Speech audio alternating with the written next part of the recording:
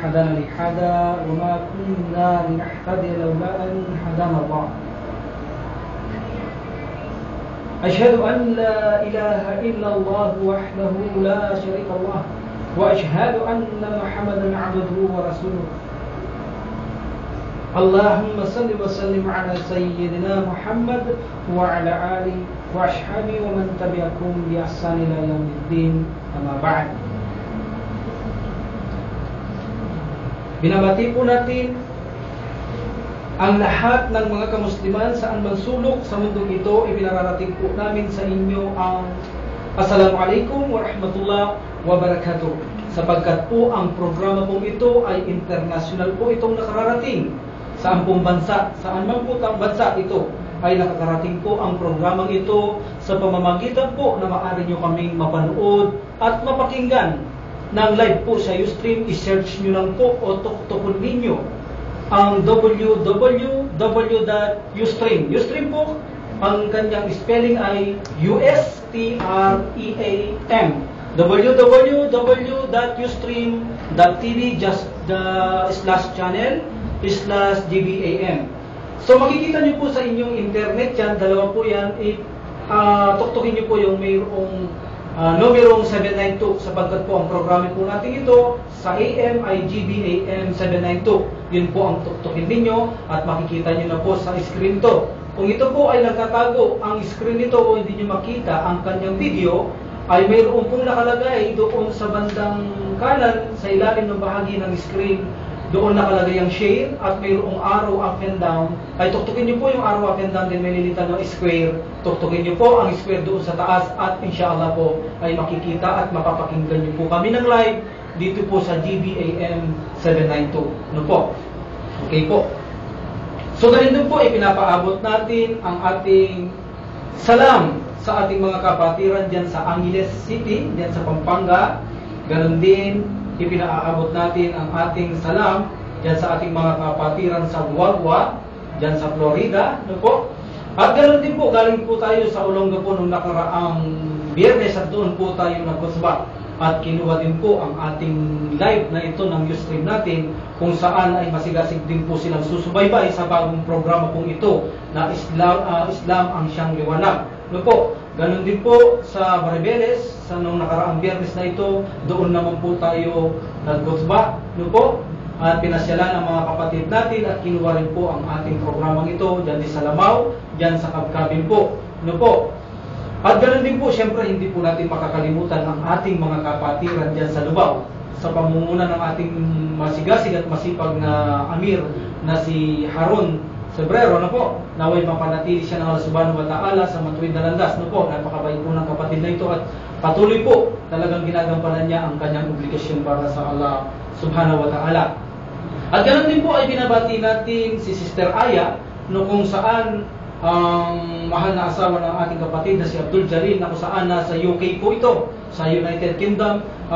Nakikinig po siya sa atin at patuloy po susubaybay sa aral ng Islam ang liwanag po, no? So po, Assalamualaikum po, sister. At ganoon din sa kanyang asawa na ito'y kasama po natin sa ating programa, na siya pong nangangalaga sa mga video po natin upang ilagay ito sa internet, sa YouTube. I-click nyo lang po doon ang Dawa by Imam Saleh Biray. Saleh, S-A-L-E-X, Biray. I-click nyo lang po, Dawa by Imam Saleh Biray. Makikita nyo po lahat ng aming mga programa, mga kusba, mga dawa. Iba't iba po ang makikita nyo po. Ito pong kapatid natin si Abdul Jalil ang nangangalaga sa bagay ng mga ito. At kasama po natin yan saan man tayo nagpupunta upang likumin ang mga video pong ito upang may salin sa internet at mapakinabangan ng ating mga kapatid sa pananampalataya. So ganoon din po ay binabati natin ang kanyang mga mahal na anak kung saan po ay isa-isa na pong yumakap sa pananampalatayang Islam. Allahu Akbar.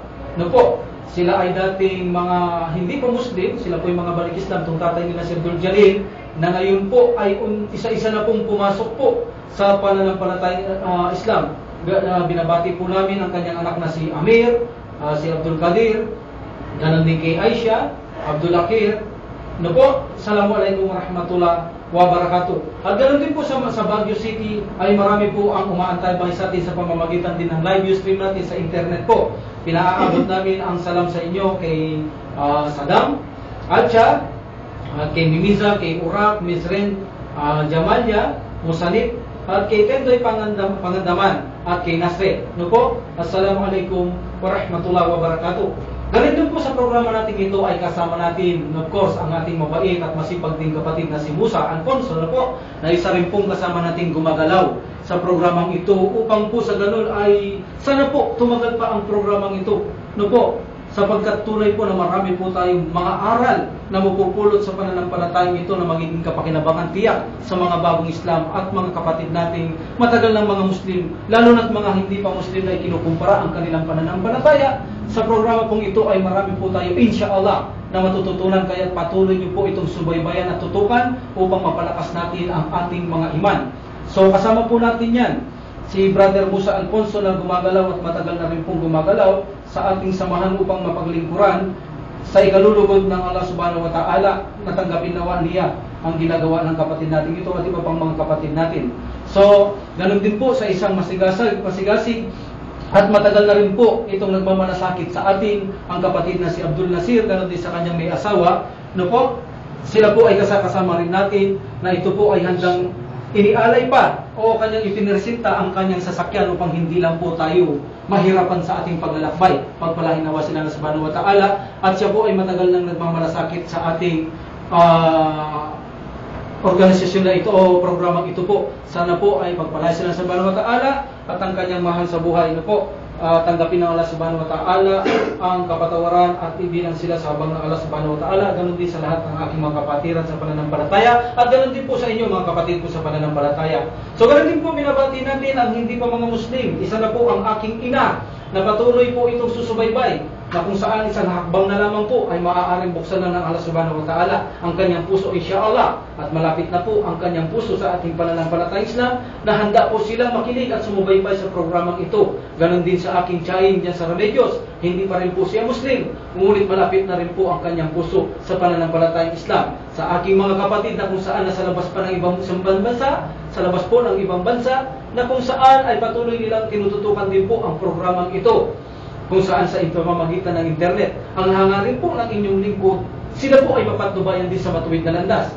Alam ko pong ganoon din po ang hangarin ninyo, mga kapatid ko sa pananampalataya, sa inyong mga samahan sa buhay na hindi pa napatnubayan. Ito na po ang pagkakataon natin na idala po natin sa kanila ang radyo o akayin po natin makinig sa ating programang ito at mapag-aralan nila ang kagandahan ng turo ng ating pananampalatayang Islam. Ano po? So ito po ang pagkakataon upang maibsan na ang ating pananagutan sa kabilang buhay sa harapan ng Allah Subhanahu wa Ta'ala. At sa ganito pong paraan ay naparating natin ang ating paniniwala ang Islam. At sa ganitong paraan po ay maaari pong ang ating mga mahal sa buhay ay patnubayan din ng Allah Subhanahu wa Ta'ala, insyaAllah. So binabati ko rin po ang aking mahal sa buhay, ang aking asawa, ang aking mga anak, lalo na po ang aking bunso na si Juwayria, ng Assalamualaikum warahmatullahi wabarakatuh. Ganon din po doon kay Leia, na kung saan aking bayaw ay masigasig din po susubaybay ito sa ating programa. So napakarami po talaga. Bagong bukas pa lang po tayo ay napakarami na po talaga ang sumusubaybay sa programang ito po. No po? So tumutok lang po kayo at patuloy kayong tumutok sapagkat kung sadyang napakarami dyan pong matututunan sa programang ito na pinamagatan natin. Ito ang Islam, ang siyang liwanag. Bakit po liwanag?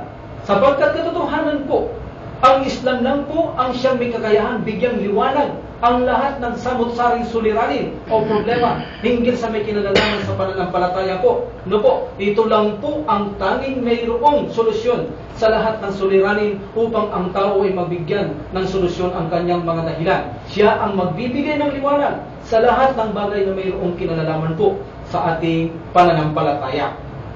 So, gaya po ng naipangako natin noong nakaraang Sabado kay brother sa kanyang istasyon na po, ito po 11 to 12 p.m., 12 to 11, 11 to 12 ng Sabado po, na kung saan ang komentarista po rito ay si Mansur Tiksay. So baybayin niyo po rin yan dahil napakaganda mga paksahin dyan at marami tayong kapupulutan dyan. Sabado po, araw ng Sabado 11 to 12, kung saan po naipangako ko sa istasyon na yun na sasariwain ko po kasama ng ating mga kapatid na kung saan lilinawin natin sa ating mga kamusliman, especially po talaga ang paksa natin dito ay mga pure Islamic po ito. Ano po, para sa ating mga Muslim ito, para bang nag-aaral lang tayo po nito. So, ang aral po nating sisimulan sa araw na ito, naway tulungan tayo ng Subhanahu wa Ta'ala, papatagal pa ang programang ito, ay hinggil sa mga prinsipyo at pundasyon ng pagpapaliwanag ng banal na Quran. No po, marami po ito.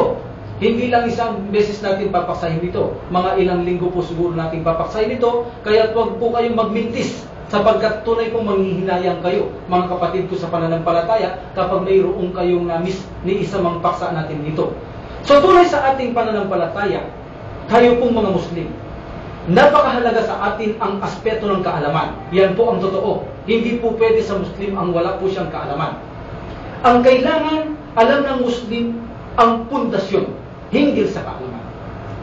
Mayroon pong pundasyon ang kaalaman po. Para sa inyong kaalaman, mayroon pong saligan ang paghanap ng kaalaman. Hindi po sasapat ang magbasa tayo upang magkaroon tayo ng tama at sapat na kaalaman. Ang kailangan po natin ay pag-aralan ang bawat pundasyon ng kaalaman upang maging ganap ang kaalaman natin sa ating pananampalataya po na po. Sapagkat po, ito ang tutulong upang magsaysay hinggil sa ating pundasyon sa ating pananampalataya upang pong bigyan respeto ang ating kaalaman. Sa makatwid po, napakahalaga po sa atin ang humanap ng kaalaman.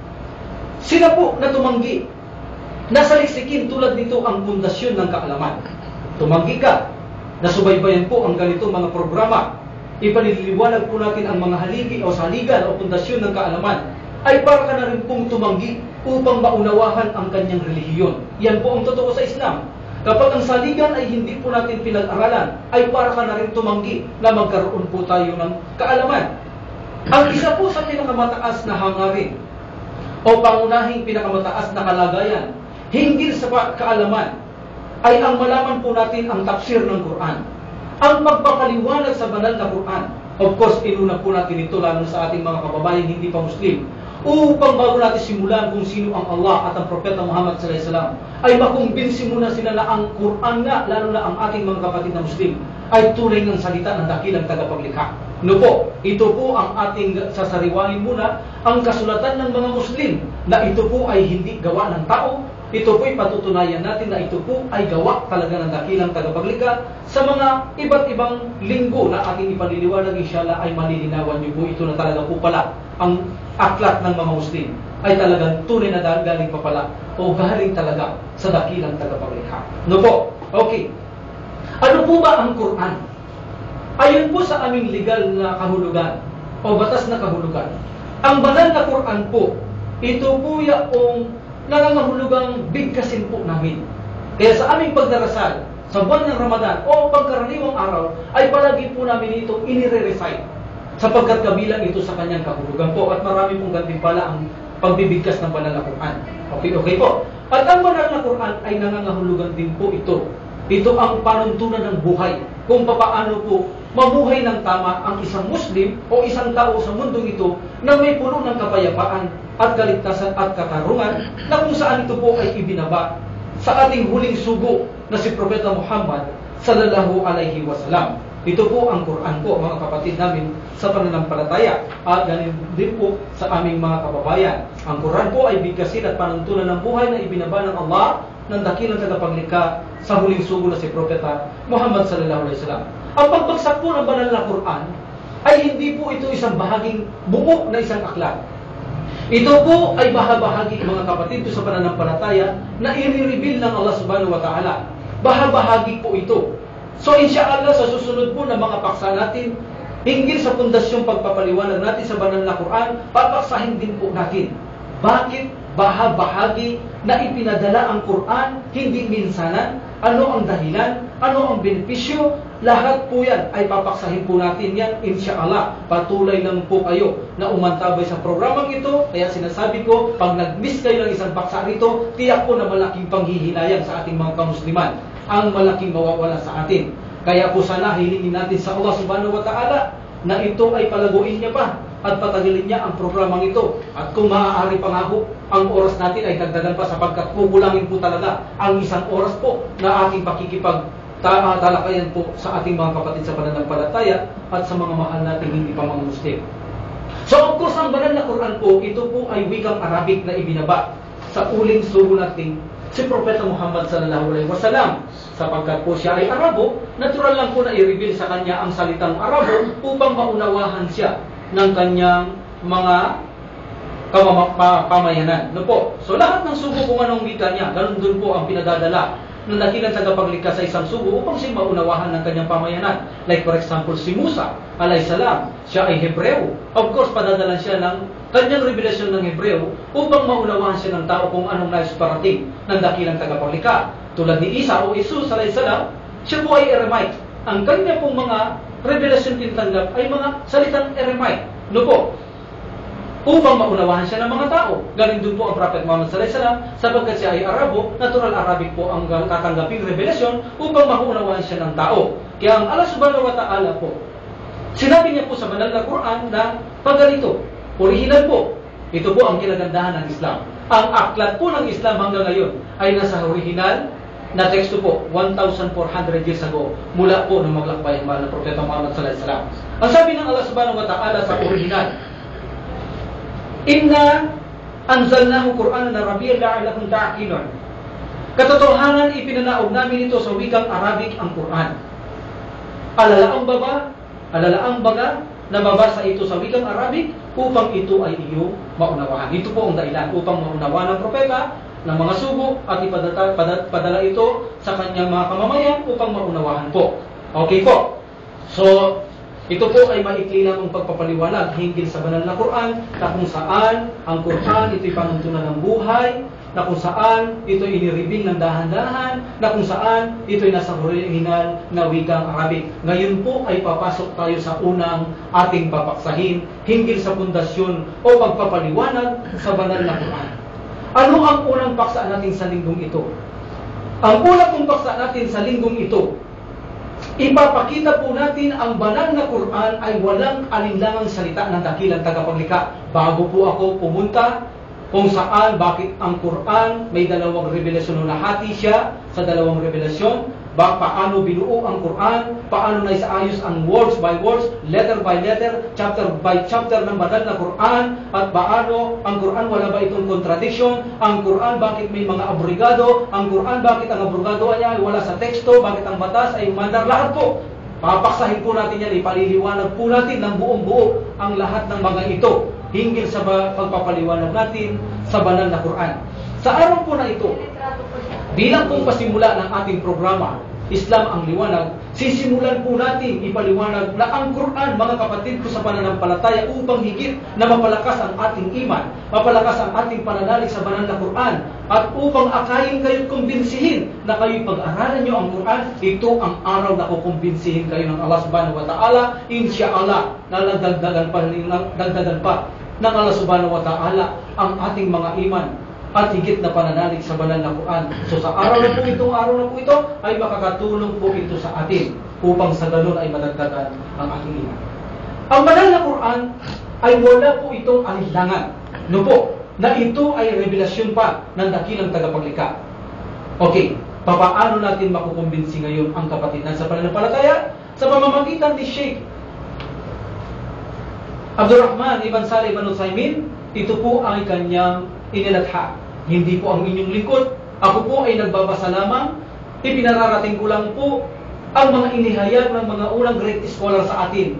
No po, inuulit ko po, ako po ay nagbabasa lamang sa mga inihayag ng mga unang great scholar sa atin. Wala po akong kakayahan na iparating ito maliban lamang sa kagusto ng Allah subhanahu wa ta'ala. Instrumento lang po kami. Babasahin lang namin ang mga inulat ni Sheikh Abdurrahman Ibn Salih Ibn Utsaimin rahimahullah.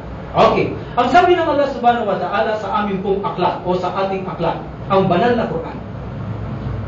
Alif Lam Mim. Alif Lam Mim. Dhalikal kitabu la rayba fihi. Ang ibig pong sabihin nito, Alif Lam Mim, ito po'y mga letra na wala pong nakakaalam ng kahulugan maliban ang dakilang tagapaglikha. So kung wala pala itong nakakaalam na kahulugan sa letrang ito, maaaring itanong natin, ano ang silbi ng mga letrang yan kung wala namang pakinabang? Di po ba? Sapagkat po, sasabihin natin, wala namang palang nakakaalam ng kahulugan. Anong silbi ng mga yan? Anong benepisyo ng mga letrang yan kung wala rin naman nakakaintindi yan? Malaki po ang benepisyo po nito. Sa unang versikulo pa lamang po ito ng banal na Quran, 2:1 po, chapter 2, o chapter ng Al-Baqarah, verse 1, sa unang-una pa lang ng ito ng versikulo pong ito, ipinapakita na po rito na ang aklat ng Quran ay salita lang po ng Diyos. Paano? Sa dami-dami po ng taong mga Muslim sa panahon pa ng Propeta Muhammad sallallahu alaihi wasallam, can you imagine? Wala ni isa mang nakapagpaliwanag sa A, L, at saka M, alif, lam, mim, tatlong letra, kung saan walang nakapagpaliwanag sa maraming marunong na tao. Ang ibig sabihin lamang po, kung ang Quran ay gawa ng tao, tiyak po na alam nila ang kahulugan niyan. Sa dahilan hindi nila alam ang kahulugan niyan, nagpapakita pa lamang sa unang versikulo na ito po ay tanging salita lamang ng dakilang tagapaglikha. Ito po ang malaking milagro ng banal na Quran at benepisyo. So dakuin natin yung sinabi ng Allah subhanahu wa ta'ala, walang doubt ang banal na Quran. Dalikal kitab la rayba fi. Ito raw po ang aklat na kung saan walang alinlangan. Ibig sabihin, ito po ikaw alam kaaling-alinlangan na ito ay mula sa na ipinadala ng Allah subhanahu wa ta'ala. No po, ito po ang aklat na kung saan maraming nalalaman sa nakaraan na panahon. Ang tanging aklat lang po ito ang magbibigay liwanag sa lahat sa mga nakalipas na ating itinatanong hinggil sa mga pangyayari sa nakaraang panahon. No po. Unahin natin ang sinabi ng nilalaman ng banal na Quran. Ito pong banal na Quran na ito, no po, ang siya lamang aklat na tanging nagpaliwanag na ang mga naunang aklat na ipinadala ng Allah ay ginalaw po. Ito lang po ang banal na Quran ang nag-reveal na ang unang mga aklat tulad ng Torah, tulad ng Ebanghelyo o Injil, ay ginalaw po ito sa mga kamay noon ng mga nauna sa atin upang po sila ay makanabang lamang ng maliit pong halaga. Ito po ay sinabi ng banal na Quran. No po, hindi po gawa ito ni Propeta Muhammad sallallahu alaihi wasallam. Sapagkat po ang Propeta Muhammad sallallahu alaihi wasallam, hindi po marunong yung bumasa, hindi yan po marunong sumulat, at walang library, at wala po siyang pinag-aralan, wala siyang pinagtanungan, so hindi niya po ito revelasyon. Sapagkat wala pong kaalaman hinggil sa bagay na ito si Propeta Muhammad sallallahu alaihi wasallam. So ito pong revelasyon ito, bilang pagkumbinsi sa ating mga kapatid sa pananampalataya, itong Quran nating pinanghahawakan, ito ang aklat na nagpaliwanag lamang na ang unang mga aklat ay ginalaw nila upang sa ganon ay hindi na natin sila gamitin upang panindigan ang kanilang batas sapagkat ang aklat na ito ay nagalaw na. Anong sinabi ngayon ng Allah subhanahu wa ta'ala sa mga taong gumalaw? Ang sabi ng Allah subhanahu wa ta'ala sa chapter 2 verse 79 ng banal na Quran, فَوَيْلٌ لِلَّذِينَ يَكْتُبُونَ الْكِتَابَ بِأَيْدِيهِمْ ثُمَّ يَقُولُونَ هَذَا مِنْ عِنْدِ اللَّهِ لِيَشْتَرُوا بِهِ ثَمَنًا قَلِيلًا. Kung gayon, sabi ng Allah subhanahu wa ta'ala sa ating tunay-intindihang wika, kasawian. Kung sabihin, matatalo ito, itong gumawa na ito. Kasawian sa mga sumulat ng aklat sa kanilang sariling mga kamay at nagsabi, ito'y mula sa Allah upang kumita lamang sa pamamagitan nito ng isang maliit na halaga. No po? Ito lang po ang aklat na nag-reveal ng ganito.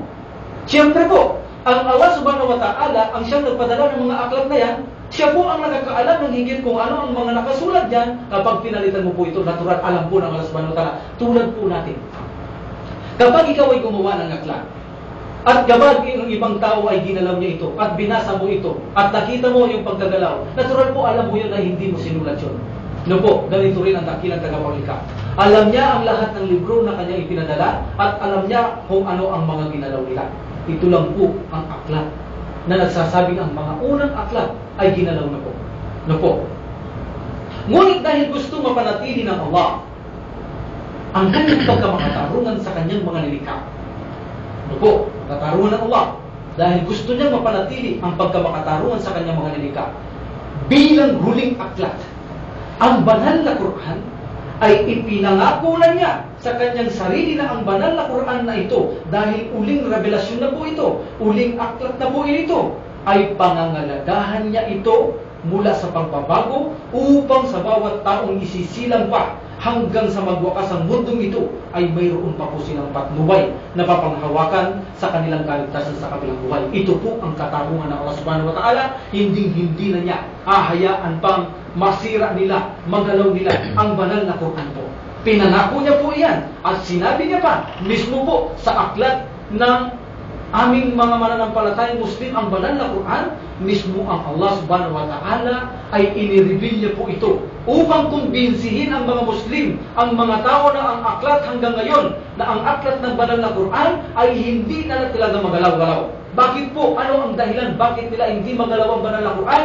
Sa pangangalaga ng Allah subhanahu wa ta'ala, sa pamamagitan po ng pagsasaulo ng maraming Muslim, kahit sunugin mo po ang lahat ng banal na Quran, kahit po ang banal na Quran kalahati ay palitan mo ang nakasulat, dahil memoryado ng milyong-milyong Muslim, alam po namin kung ano ang napalitan at naidagdag at nabawasan po rito. Kaya hindi na po ito masisira ng ninupamang tao. Mapapangalagaan po ito sa ganitong paraan na pinagawa ng dakilang tagapaglikha sa mga niyang mga alagad na mga Muslim.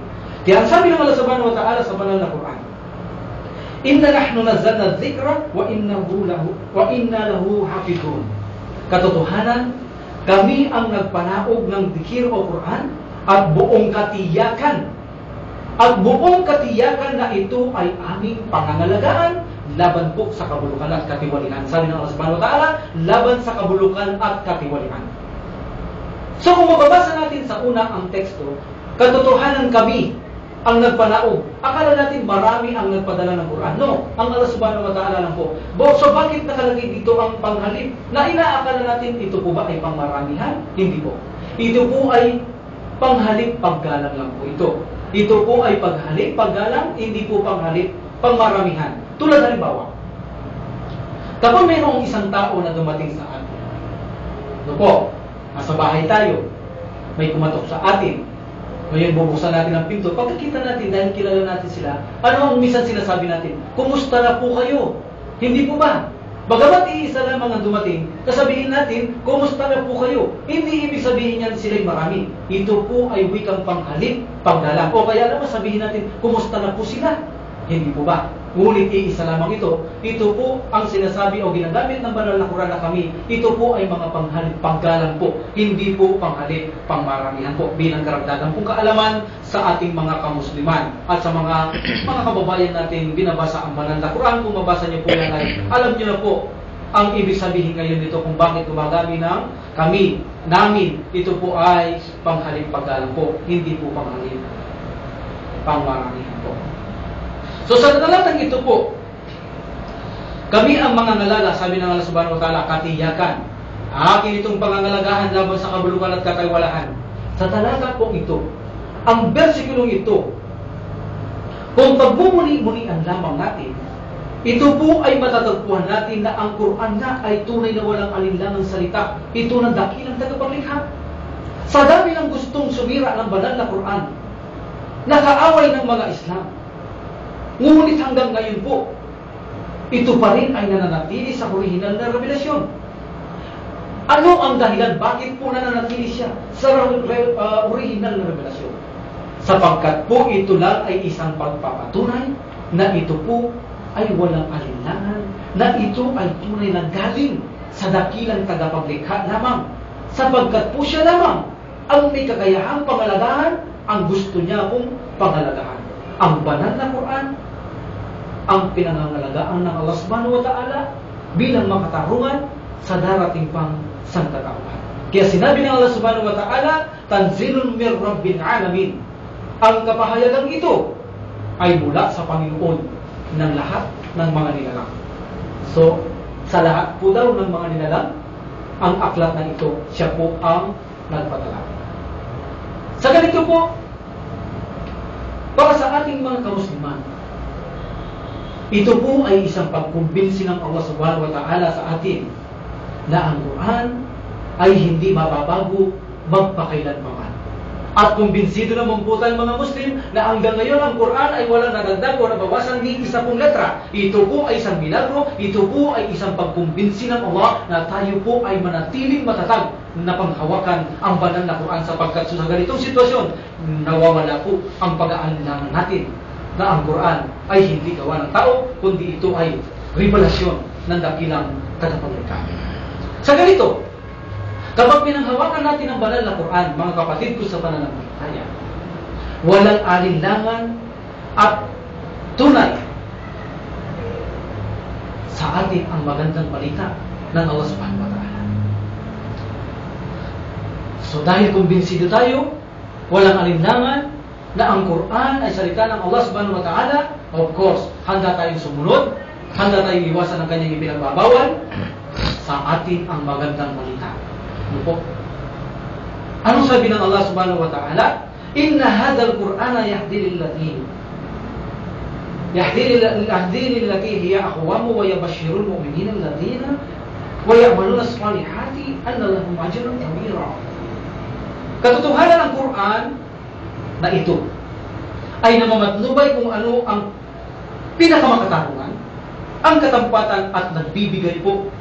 Ano po? Ito po. At nagbibigay ng masayang balita sa mga sumampalataya at nagsagawa ng kabutihan na sila po, ang sabi ng Allah subhanahu wa ta'ala, ay magtatamo ng malaking gantimpala sa buhay sa mundong ito at higit sa kabilang buhay ang paraiso at higit po sa lahat makikita natin ang dakilang tagapaglikha kapag po tayo ay nagwagi sa kabilang buhay. Ito po'y pangako ng Allah na makikita po lang siya. Allahu Akbar. So ang banal na Quran, ito po ang aklat lamang na ito kapag binasa natin, pinag-aralan natin ang banal na Quran. Ito po ang aklat na nagpapalakas ng pananampalataya at takot sa tao. Opo, ito po ang totoo.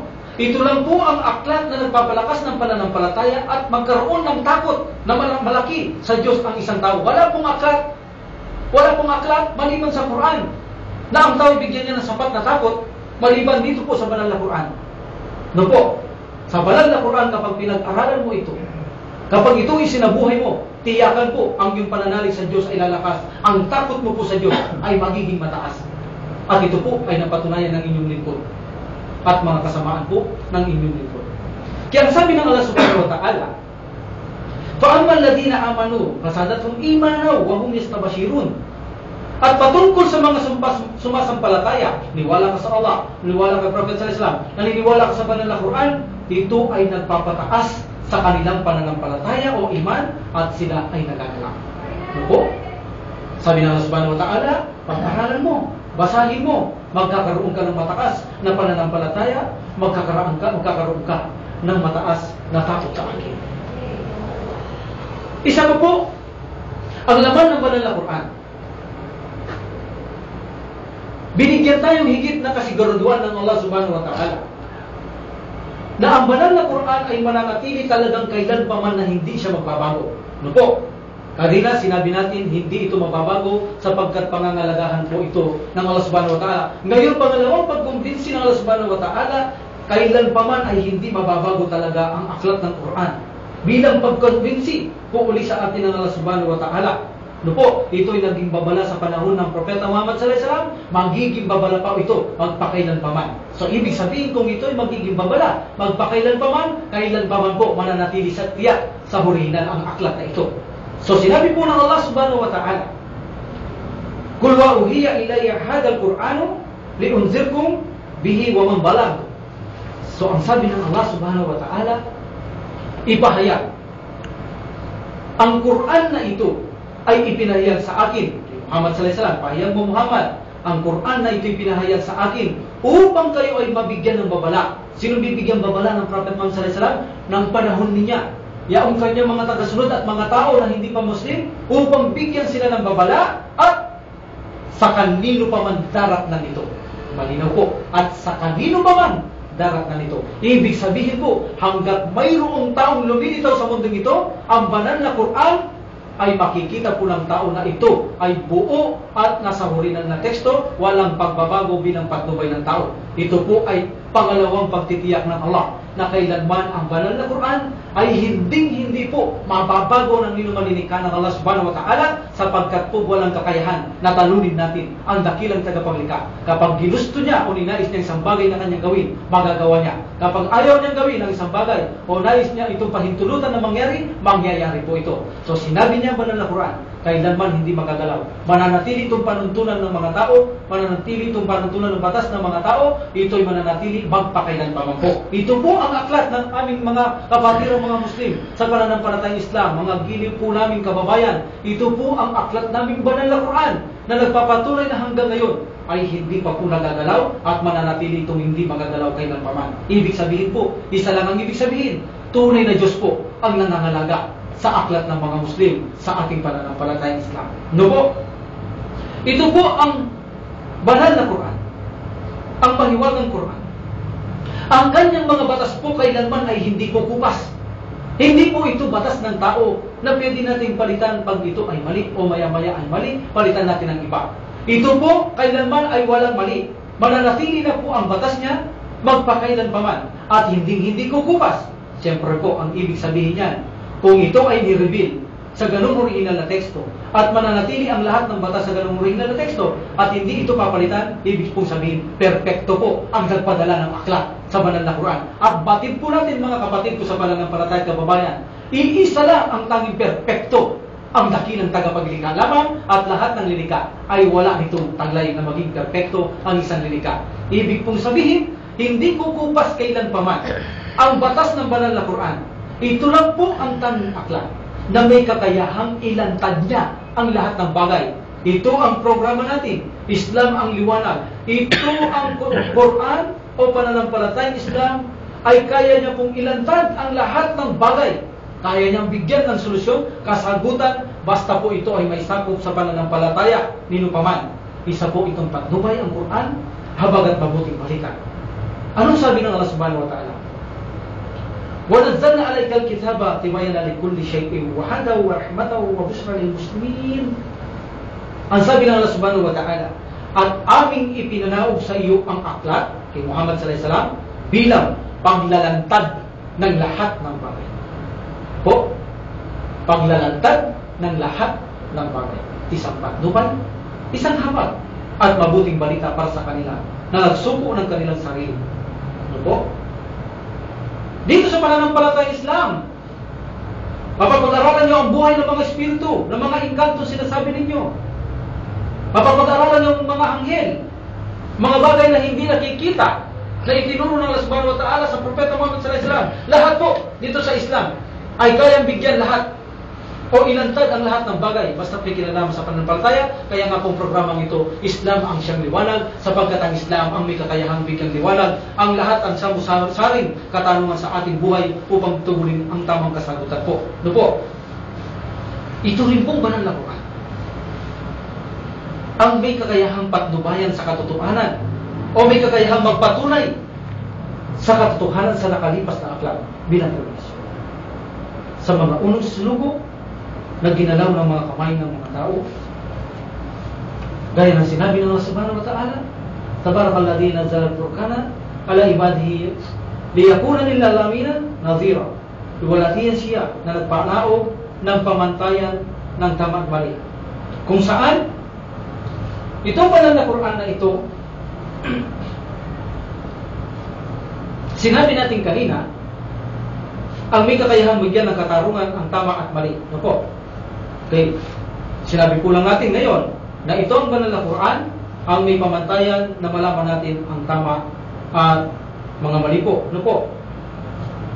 Isa rin sa banal na Quran, tandaan po natin, ipinadala ang banal na Quran na kayang bigyang pamantayan ang tama at mali. Walang mali. Pag sinabing mali ito ng Allah, ito'y mali. Pag sinabi ito'y tama, ito'y tama. Walang pagbabago. Pero ito po ang banal na Quran. Perpekto na perpekto po ang kanyang batas. Kapag mali, tiyak po na mali. Kapag tama, tiyak po na tama. At tiyak natin na isa lang ang makakagawa. Ito lang po ang dakilang tagapaglikha ang makakagawa nito. Ito po. So ito pong Quran na sabi natin kanina, ang may kakayahan pong magpaliwanag sa mga naunang aklat na nagalaw. Ito po. Ito lang po. وَأَنزَلْنَا إِلَيْكَ الْكِتَابَ بِالْحَقِّ مُصَدِّقًا لِمَا بَيْنَ يَدَيْهِ مِنَ الْكِتَابِ وَمُهَيْمِنًا عَلَيْهِ فَاحْكُم بَيْنَهُم بِمَا أَنزَلَ اللَّهُ.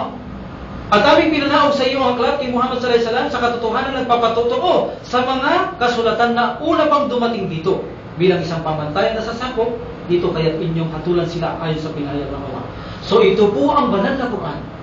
Ang mga ginalaw na aklat ay nakasulat po ngayon sa banal na Quran kung ano ang mga tinanggal at pinalitan sa banal na Quran. Ngayon po makikita niyo po ito na sa banal na Quran inireveal po ng Allah subhanahu wa ta'ala kung ano ang pinaggagalaw nila. Ito lang po ang aklat na kung saan ang mga pinalitan sa mga naunang aklat matatagpuan niyo po sa aklat ng banal na Quran. Isang aklat na kung saan titignan natin, pero ito pong isang aklat na ito ay kaya niyang ipaliwanag ang lahat na nasa sulok lang mundong ito basta't may kinalalaman sa ating pananampalataya. Anong uri ng aklat ang maitutumbas natin sa banal na Quran, Brother? Isang aklat, lahat kayang ibigyan liwanag ang lahat. Isang aklat na kung saan ang mga unang aklat ay kaya niyang ipaliwanag ang buhay ng mga anghel, ang buhay ng mga espiritu, ang buhay ng mga tao. May tatlong uri ang tao: mapagkunwari, mapananampalataya, hindi mananampalataya. Isang aklat, kayang-kaya pong lahat bigyan ng liwanag ang lahat ng mga ito po. Ito po ang aklat ng mga Muslim. Talaga pong napakadakila ng aklat ng Muslim. Ito po talaga ay hindi mapag-aalinlangan na ito po talaga ay salita ng dakilang tagapaglikha. Ito po ang aklat na tanging aklat lamang ang may kakayahan pong bigyang patnubay sa matuwid na landas ang tao. Alisin siya sa kadiliman, ilagay siya sa liwanag. Wala pong aklat na maaaring magbigay ng tama. Take note po, walang aklat na maaaring magbigay ng tama na patnubay maliban po lang yung Quran. Sapagkat ang Allah o dakilang tagapaglikha ang may kakayahan lamang mamatnubay sa tao kung ano ang matuwid na landas at maling landas. So wala pong kakayahan ng tao na siya gumawa ng patnubay sa tao kung siya ang gagawa. Kapag po ang aklat na ito ay nagbigay ng tamang patnubay sa isang tao, ibig sabihin po, hindi po tao ang gumagawa ng aklat. Ito po ay tiyak na sa dakilang tagapaglikha. Ngunit kapag ang aklat ay mayroong kamalian upang mailis na isa mang katuruan ang tao, tiyak po hindi po ang Allah subhanahu wa ta'ala padala niya. Sapagkat po ang Allah subhanahu wa ta'ala ay katotohanan po ang kanyang revelasyon ay walang kamalian upang ang tao ay hindi magkamali kahit na isa lamang mali upang hindi magkasala sa dakilang tagapaglikha. Ano po? Kaya sabi ng Allah subhanahu wa ta'ala sa aming aklat na ito pong banal na Quran ang may kakayaan lang pong patnubayan ang tao mula sa kadiliman at linabas po siya sa liwanag po. Ano po? Ito po ang aming aklat. Ang aklat na po ito ay inireveal po kay Propeta Muhammad sallallahu alaihi wasallam nung po siya ay 40 years na. Doon po nag-umpisa ang reveal sa kanya. Dala po ito ni Jibril, Anghel Jibril, mula sa Allah subhanahu wa ta'ala. Ang unang kanyang tinanggap ay ang pong surah o sa chapter 97, 1 to 5. Ano po? Yan po ang 96, 1 to 5. Then napasundan po chapter 74, 1 to 5. Then last verse po ang 5:3. Bago mamatay Prophet sallallahu alaihi wasallam, chapter 5 verse 3, dito na po ibinigay ng Allah subhanahu wa ta'ala na sinabi niya ang Islam ay kumpleto na. Ito po ang ating programa. Islam ang siyang liwanag. Siya po ang magbibigay ng lahat ng liwanag sa ating gustong katanungan. Sapagkat ang Islam ay kumpleto na. At dito na rin po sinabi ng Allah na ang relihiyon ng lahat ng mga Muslim ay Islam. At sinabi ng Propeta Muhammad sallallahu alaihi wasallam ng Allah subhanahu wa ta'ala kay Prophet Muhammad sallallahu alaihi wasallam, ang sino man Muhammad sallallahu alaihi wasallam ang humanap ng relihiyon maliban sa Islam, hindi ko siya kakatanggapin sa kabilang buhay at kabilang siya sa magiging talunan. Sa ating pong mga kapatid na Muslim, pakatandaan natin, ang sino mang mamatay nang wala sa pananampalatayang Islam, hindi po tayo tatanggapin ng Allah. Magiging talunan po tayo habang buhay doon sa apoy ng impyerno. Kaya mga kababayan namin na hindi pa mga Muslim, ito po ang pagkakataon na ipaparating namin sa inyo ang katotohanan mula sa dakilang tagapaglikha.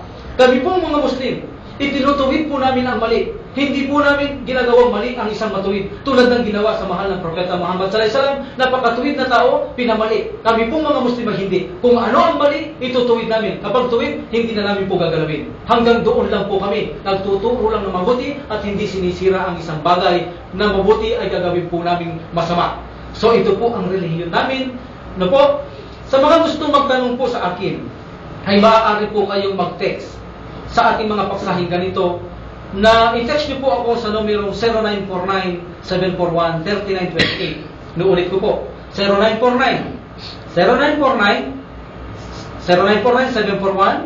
0949-741-3928 para po sa may mga katanungan natin na uukol po sa paksa lamang natin ito. No po, kung hindi ko po kayo masagot dito dahil po kung minsan ay hindi ko masyadong pwedeng bitinin ito, sapagkat po napakasena ng aking mga paksain kasama ng mga kapatid, no po, napakadelikado ng aming ginagawa at katotohanan po nito ay malawak ang research po ito bago namin sasabihin sa inyo ang aming ginagawa.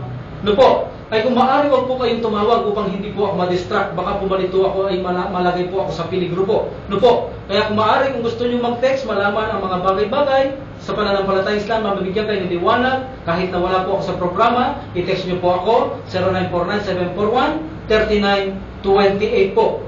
At kapag hindi po natin nasagot dito sa araw na ito dahil nagkukulang ang oras natin, so inshallah po, sa susunod pong linggo, ay baka bigyan pa natin ito ng paksa kapag ito'y nauukol o nababagay sa ating pong pinapaksa. So ilan lamang pong bersikulo ang naipakita natin mga kababayan at mga kapatid sa pananampalataya. Ang nating naipakita sa bersikulo ng Quran na kung saan sapat na po upang makumbinsi tayo na nga ang banal na Quran ng mga Muslim o tayong mga Muslim, talaga nga pala ang aming aklat ay hindi mapagdududaan, sabi ng Allah, ito ang aklat na walang pag-aalinlangan dahil kakitabul rin papel. Talaga naman po naman ang aklat ng mga Muslim ay hindi mo talaga kakakitaan ng pag-aalinlangan. So isang pagkukumbinsi ang mga bersikulo binasa natin.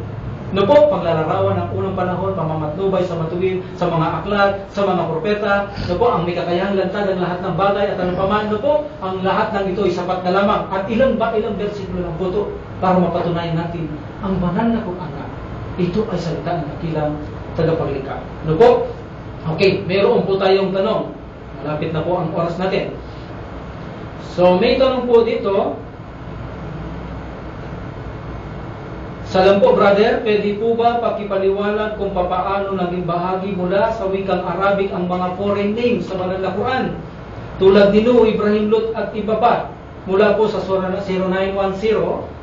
0910-6133754. So, nasabi kasi natin kanina po, tama po ito, no? Napakagandang question po ito. Very good question po, no? Na ang banal na Quran, ito po ay ipinadala na wikang Arabic o purong wikang Arabic. So, ang sabi niya, nang nagtanong dito, salam po, brother, pwede po bang pakipaliwanag kung paano naging bahagi mula sa wikang Arabic ang mga foreign names sa banal na Quran? Tulad ni Nuh, Ibrahim, Lut at iba pa. No po, mula po sa 0910-6133754. So, okay, napakagandang katanungan po dito. Mayroon pong foreign names sa banal na Quran. Pero paano po naging bahagi ito ng banal na Quran? Yan po ang kanyang katanungan. Foreign names, sabi natin kanina, purong wikang Arabic, mayroon palang foreign names, paano ito naging bahagi ng Quran? Okay. Una po sa lahat, ang ibig sabihin ng foreign, ito po ay mula sa ibang bansa. So pag sinabi natin foreign names, ito man ay names ng bagay o tao or ito ay foreign countings, pagbibilang. Ito po ay hindi galing mula sa ating wika. Ano po? Malinaw po. Ito po ay galing sa ibang bansa. So ang mga foreign names na ito sa Arabic, sa Quran, paano sila naging kabilang sa wikang Arabic? Okay. Ito po mga foreign names. Ito po ay hiram na salita ng mga Arabo. Politik po. Ito po ay hiram na salita ng mga Arabo na kanilang kinupkop, na kanilang hinalo sa kanilang salita at ikinonsidera na ang mga foreigners na ito ay kabilang namin po sa kanilang wika na Arabic. Bigyan ko po kayo ng halimbawa upang higit yung maunawaan. Tayong mga Pilipino, ano po ang ating wika? Ang ating wika ay Tagalog. No po? Ang pangalan Lut o Ibrahim o Noah, ito po ay foreign names. Pero ginagamit din natin ito.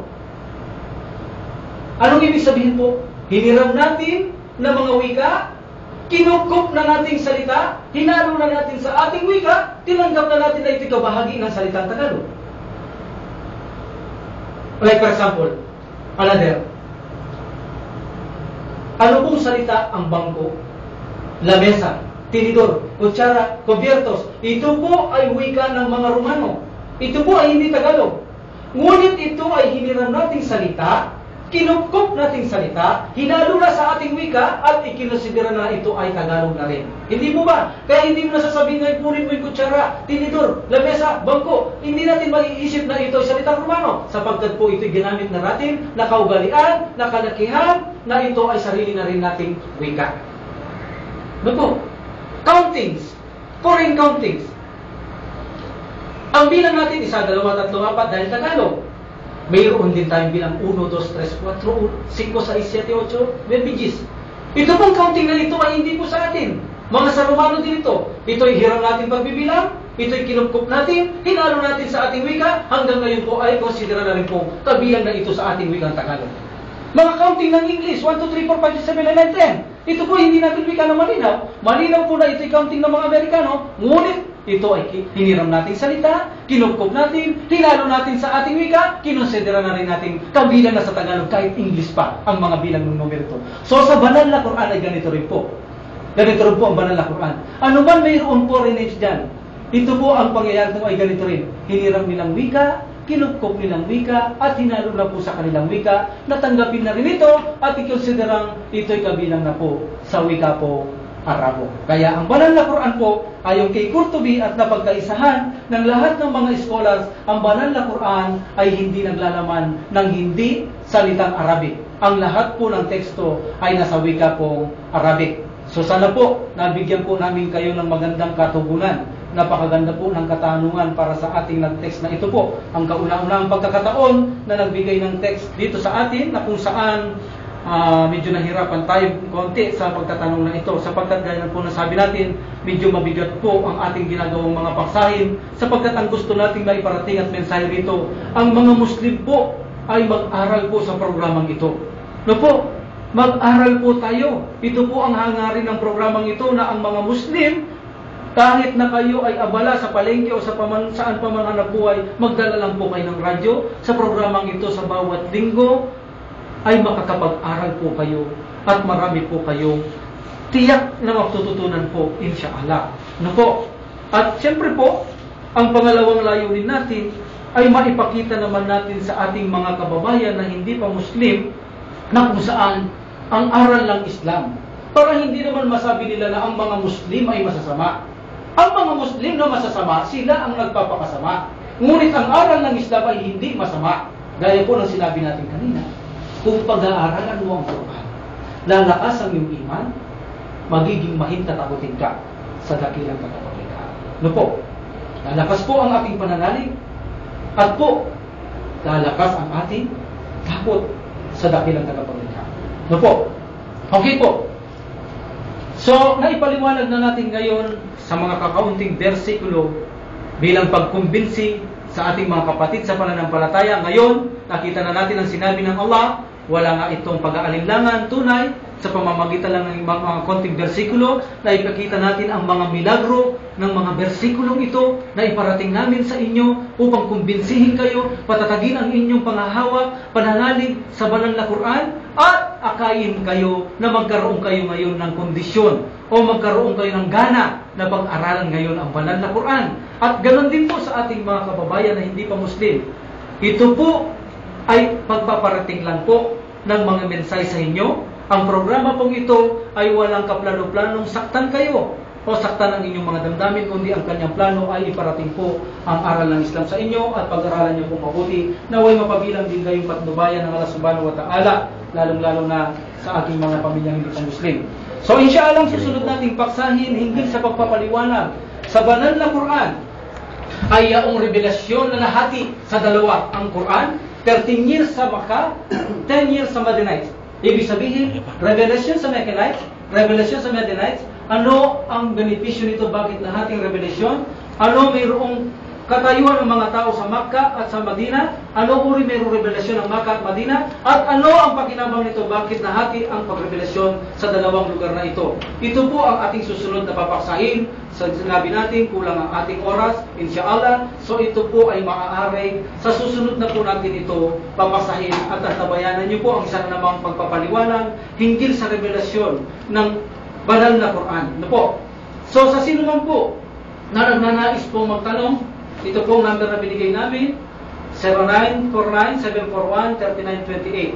0949-741-3928. At sa sino man po ang gusto pong umambag sa pagsusumikap namin pong ito na mapatagal lang ang programang ito, no po, sa pamamagitan ng pagtulong-tulong na paggalaw ng mga kapatid sa tulong ng Allah Subhanahu wa Ta'ala, sa sino man pong gusto na makiambag sa gantimpala ng Allah Subhanahu wa Ta'ala sa kanyang ikatutuwa, no po, nakahanda po kami makipagharapan sa inyo na kung saan po kayo magbigay ng tulong para po mapaunlad natin lalo at mapatagal ang programang ito. Di ba pa nating proyekto, ay tumawag lang po kayo sa amin at maaari din po kami kahit malayo kayo kami ay pupunta na po sa inyo. Kung kayo lang po nasa labas ng bansa ay tumawag po kayo at marami naman pong paraan upang maiparating ninyo ang inyong tulong sa amin. Upang sa ganun po, marami pa pong programa tayong magawa para sa Allah subhanahu wa ta'ala, insyaAllah. So magpapaalam na po kami.